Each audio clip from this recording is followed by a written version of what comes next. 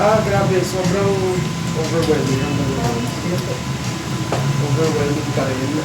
Sobrang actually hindi ko expect. Lagi akong tinatanong, like, do I do it for, do I treat it as a competition? Kasi the festival is technically a competition.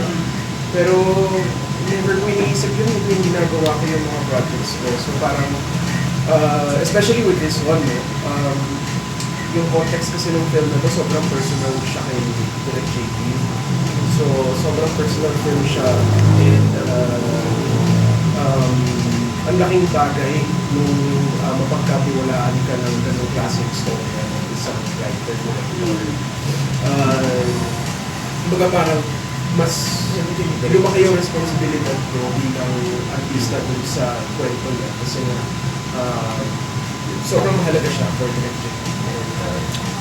Siyempre, medyo naisip ko din na, we want to tell this story the way that Direk JP wants to tell it. So, sobrang naging open yung process ko when we were doing OSM stage. So, sobrang happy ako dahil for me, sobrang laking success na at masaya na ako na kumbaga na masaya sa Direk JP sa ginawa namin. Yun pa lang on its own, okay na ako.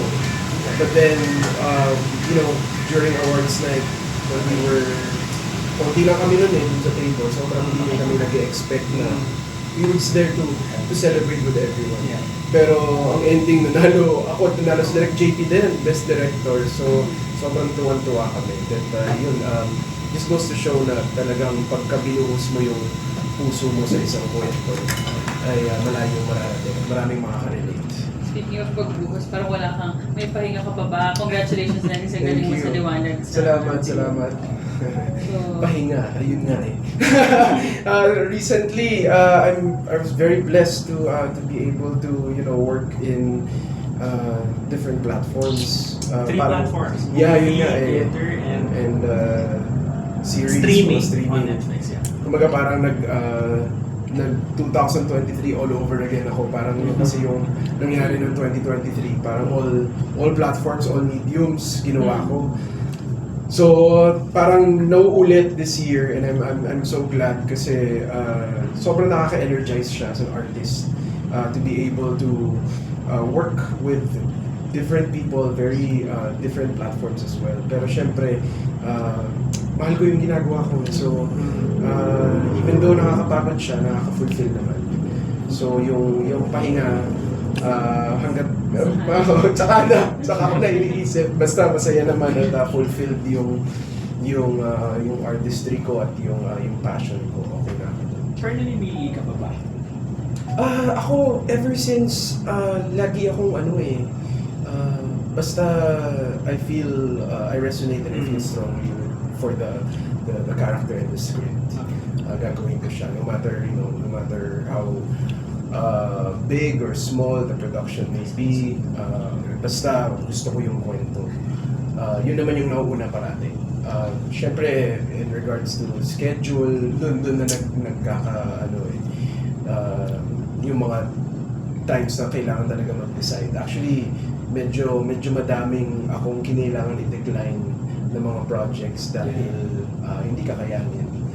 But syempre, you also want to take care of your filmography. Yeah. So I see to it na I read the script first. Doon naman yung basihan ng lahat eh. Kung maganda yung material, ibig sabihin maganda yung kakalabasan. In a given timeline, for example, in a week or a certain period, ilang maximum number of characters yung napoportray mo? Like, you're doing a movie, Yeah. you're doing a stage play, and then you're doing a movie. How do you do it? There was a time early this year, January, I was doing 3 characters in 1 week. In 1 week? Yeah, so I was rehearsing for Liwanag. I was doing All Saints Day, and then I was finishing One Hit Wonder. So yung tatlong yun, grabe, sabay-sabay, tsaka mabaliw-baliw na talaga ako kasi everyday talaga yung work.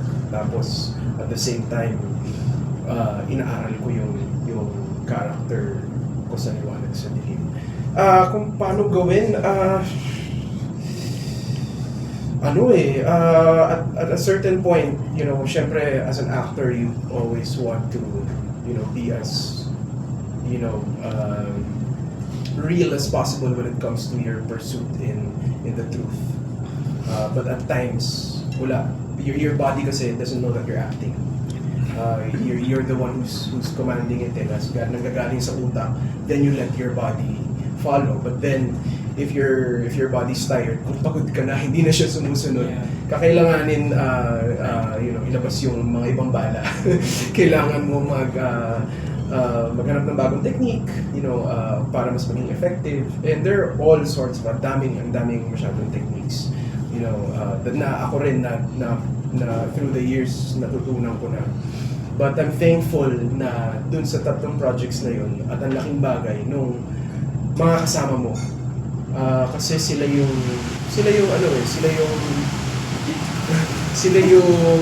you know, acting is especially Liwanag sa Dilim as an ensemble. Your co-actors, ang laking bagay nun to influencing your performance. So ako, I'm blessed that the people that I've been performing with and that I've been acting with, they've all been such a breeze to work with. So as long as they have my back, I have theirs. Ganun talaga suportahan talaga. After Tek Tek Boom, Liwanag sa Dilim is pang-ilan mo ng stage play? It's my second pa lang. Yes. Would you say that you're at home now sa theater? Syempre, I wouldn't say that it's home base for me. Wala pa sa ganung level in terms of comfort. Especially ito, though this is my first time performing with an ensemble. Yeah. So 20 plus actors kami, and it's so different compared to Tek Tek Boom. Kasi Tek Tek Boom, it's much more intimate. We had a lot of time. Actually, when we would look back at it now, we would say na medyo over-rehearsed kami ng Tek Tek Boom kasi ang dami yung pinuntahan ng rehearsal stage pa lang. Pero ito, my gosh, ang dami kong, and halos ka-eksena ko halos lahat So, Yeah. ang dami kong mga taong kailangan aralin kung paano sila magtrabaho, yung work ethic, I would have to connect with them in a certain way. So, very, pa rin siya, bago pa rin siya sa akin. But yeah, I'm easing into it. I would say, Liwanag in compared to Tek Tek Boom, it's not as heavy emotionally. This is more actually mas yung technical and comedic timing yung na-enhance ko as an actor here.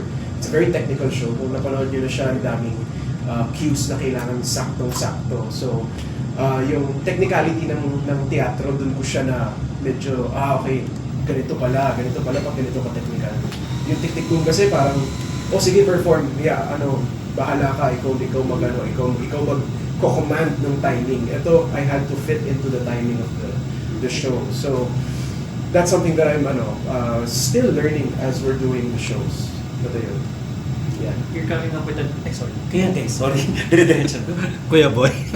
sorry. Hindi, Khalil, in spite of your busy schedule, pa daw kayong busy ni Gabi ngayon, Oo, di ba? grabe. At pumasok na isa sa bahay ni Oo, Kuya. my goodness. Pinag-usapan pa lang natin yun before. Yes, na. So, kamusta naman? Ayun. In-inform ka ba niya or hindi mo rin yata alam, di ba? Merong talaga, may hints na kasi parang naging tradisyon nila So parang sinabi nila, Alexa, na katrabaho ko din sa Liwanag, sabi, expect nyo na ipapapasok. Imposibleng hindi ka papapasukin. So, yung ganong briefing, medyo naging ready na si Gab na hindi niya alam kung kailan, pero at least medyo prepared na yung utak niya na anytime pwede akong ipasok. I guess medyo naging advantage na rin sa kanya yun. Kasi pinanood namin yung mga dati, sila Tony, sila Mariel. Yun talaga sobrang surprise, kaya feeling ko sobrang umiyak talaga sila ng todo kasi hindi nila alam talaga na ipapasok sila. So si Gabi medyo na-prep siya in a certain way, pero hindi pa rin niya alam kung kailan exactly. Pero grabe yun, si Gab, tatlo din yung ginagawa niya ngayon. She's hosting, she's doing Slay, tapos may Sangre pa. So, it's been a very busy first quarter. Grabe, matatapos pa lang yung March. Actually, ngayon ko lang na-realize na, oh my gosh, ang dami namin ginagawa. Yes. But then, sobrang blessed kaming dalawa. Minsan na lang kami magkita. Pero, we make it a point na in those times, we still, spend time with each other. Kami naman, ano lang naman kami, mababaw lang kami whenever we're together. We just love eating actually. We love eating outside. So, yun lang lagi namin ginagawa. But, I'm very proud of her. Grabe, ginusto din naman niya yan. So, Panindigan niya na. Go. Napanood mo ba siya sa live stream? Oo, yeah. Tinuruan niya ako bago mangyari lahat na, pagka pumasok ako ganito yung sa I want yung live Napanood stream. mo yung mention niya yung relationship niya? Oo, grabe. Sabi Yun agad ang natin. kwento niya. Oo nga kinuwento niya talaga So, sobrang nakakatuwa na she's that candid. Si Gabby, she's a people person kasi yun She can go on. Kaya ako confident ako na she'll fit right in.